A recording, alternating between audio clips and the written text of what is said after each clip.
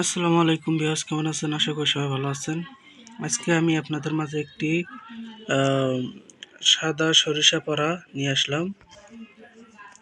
এটা একটি গুরুমুখী বিদ্যা, যেটা ছোটোখাটো বীজ মন্ত্র। এই সাদা সরিষা আপনারা যদি এটা দিয়ে যদি কাজ করেন, ইনশাল্লাহ কাজ হবে। এই বিদ্যাগুলো অনেক পাওয়ারফুল হয়ে থাকে। আপনারা শনি মঙ্গলবারে মুখস্থ করে নেবেন, আর শনি মঙ্গলবারে কাজগুলো করবেন। অমাবস্যা পূর্ণিমাতে আর ভালো হয়, দ্রুত কাজ হয়। ভালো দিন দেখে কাজগুলো করবে, ইনশাল্লাহ কাজ হবে। তার আগে বলি, যারা আমার চ্যানেলটি এখনও পর্যন্ত সাবস্ক্রাইব করেন নাই, অবশ্যই চ্যানেলটি সাবস্ক্রাইব করবেন, লাইক কমেন্ট এবং বন্ধুদের কাছে কমপক্ষে 20টা শেয়ার দেবেন। শেয়ার দিয়ে এই বিদ্যার অনুমতি নিয়ে তারপরে আমার এই বিদ্যা দিয়ে কাজগুলো করবেন। বিকজ এই মন্ত্রটা প্রেমিক প্রেমিকার জন্য করতে পারেন, স্বামী স্ত্রীর ক্ষেত্রেও করতে পারেন, তারপর ভাবিদেরকে যারা পটাতে চান তাদেরকেও এটা করতে পারেন। উভয়ের ক্ষেত্রে মেয়েরা ছেলেদেরকেও করতে পারেন। এখন বিয়ে হোক অবিয়ে হোক, যেরকমই হোক, আপনারা এটা দিয়ে করতে পারেন। এখন কথা হচ্ছে, এটা একটি দূরের কাজ, যেমন আশেপাশে 4 কিলোমিটার বা 1 কিলোমিটার এইরকম আপনারা কাজগুলো করবেন। বেশি দূরের জন্য কাজ হবে না, হবে কিন্তু এটা বাড়িতে কাজগুলো করা লাগবে, ঠিক আছে? তার বাড়িতে, যার বাড়িতে বশীকরণ করবেন, যাকে বশীকরণ করবেন তার বাড়ির কাজ এটা, ঠিক আছে? তো মন্ত্রটি আমি যেভাবেই লিখি না কেন, আমি পরে আপনাদের মাঝে শোনাচ্ছি। ওম কেউক গ্রীকে উকনে কেউক সুনা সেকে উক গোপায় ডালিউব অমুকিরে, যাকে বশীকরণ করবেন তার নাম অমুকিরে গোলাই সেরেলাই দোহাই ধর্মের, ঠিক আছে? এখন এই মন্ত্রটা ভালোভাবে মুখস্থ করে নেবেন। মুখস্থ করার পরে আপনাকে বাজারে যেতে হবে। শনি মঙ্গলবারে বাজারে যায়া দেখবেন উত্তর মুখ হয়ে, ঠিক আছে?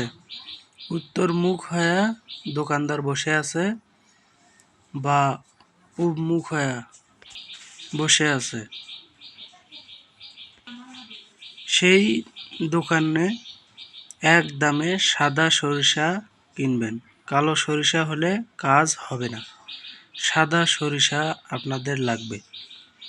ওই সাদা সরিষা আপনারা বাড়িতে নিয়ে আসবেন। দোকানদার যে টাকায় বলবে ওই টাকা দিয়ে আপনারা কিনে নিয়ে আসবেন।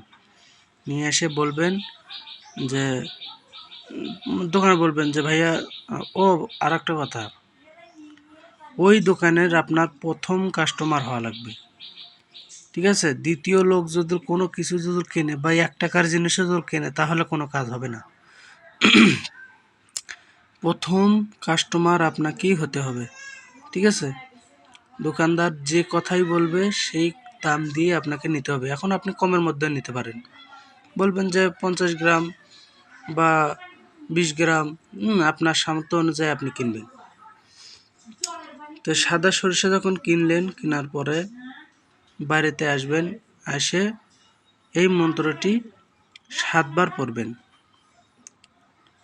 7 বার পরে আর মন্ত্রটি আপনার মুখস্থ করে নেবেন, আর সিদ্ধি করার প্রয়োজন নাই, তাও পড়ে নেবেন, এটা আর ভালো হয়। 111 বার মন্ত্রটি সিদ্ধি করে নেবেন। যখন মন্ত্রটি পাঠ করবেন, তখন নিরামিষ খেতে হবে, কোনো মাছ মাংস গরু গোস্ত এগুলো খাওয়া যাবে না।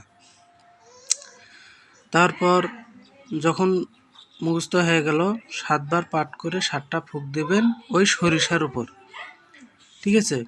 বাম ট্যাঙের উপর ভর করে 3 রাস্তা অথবা শ্মশানে বা কবরে আপনারা বাম ট্যাঙের আগে শরীরটা অবশ্যই বন্ধ করতে হবে, বন্ধ করে তারপরে কাজগুলো করবেন, ঠিক আছে?